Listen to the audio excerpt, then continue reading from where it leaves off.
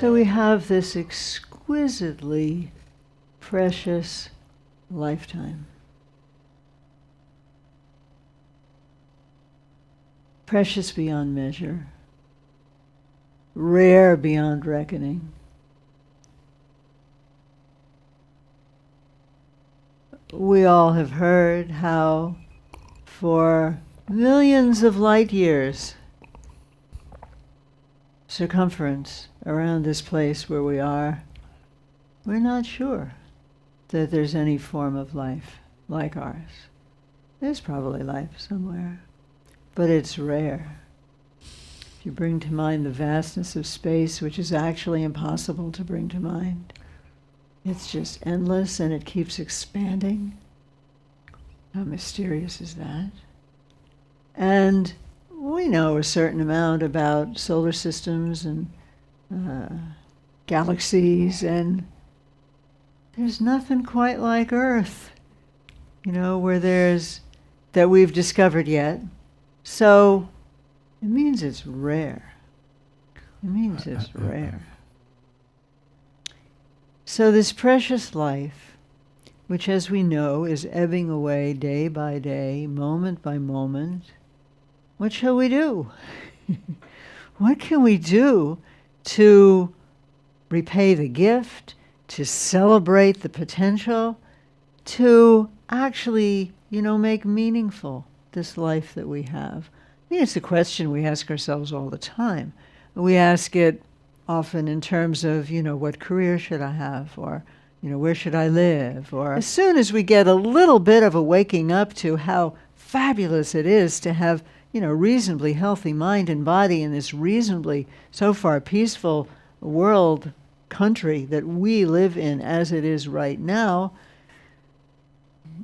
it's like, what could I possibly do that would match the wonder of this situation that I find myself in right now? From the perspective of many teachings, and certainly from the perspective of the teaching that is our logos that we are located in, really the ultimate response to recognizing the preciousness of our own lives, what could it possibly be but to offer some kind of help and benefit to everyone else floating in this ocean of existence and wondering what exactly is going to happen next and what exactly we might do to further optimize our own situation and the situation of everyone, because we recognize that everyone is subject to the same suffering that we are. And we know how much we don't want to suffer. Remember the last time you were sick or got some terrible news on the phone.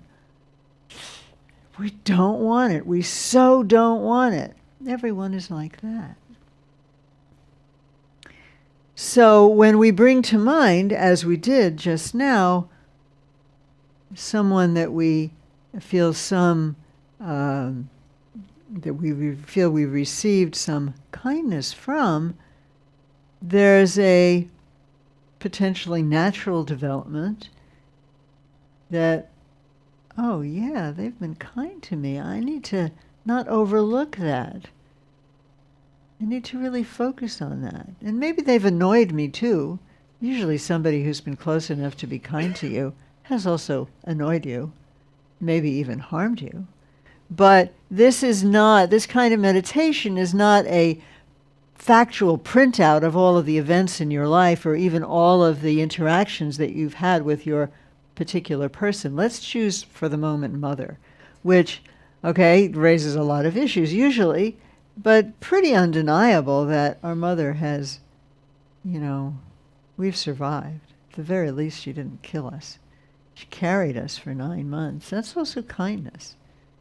In this way of thinking, that's also kindness. I remember when I first heard this teaching from Kisangala Laketon, and you feel, well, that wasn't kind. She got pregnant. But it is kind. You're being nurtured. You're being fed. Whatever her intention is, functionally, it is a kindness. So when we receive kindness, that means, and we recognize that kindness. So as I said, this isn't a kind of a factual survey of the events in my life vis-a-vis certain people. We're making a decision. We've decided by coming here and, by participating really in this kind of teaching, we've made some kind of a decision that we want to cultivate attention and we want to cultivate compassion. And so a helpful way of furthering compassion, and I'm using this in a general sense right now, love and compassion, one very helpful way of furthering that is by reflecting on the kindness that we have received from others. So if some part of your mind goes, yeah, but they also, never mind. Yes, it's true, and there is place in the teaching and in reflection to deal with that, but focusing on kindness that you've received, or even kindness that you can imagine receiving. Maybe life has been really tough, and it's not coming to mind a moment of receiving kindness. Imagine one.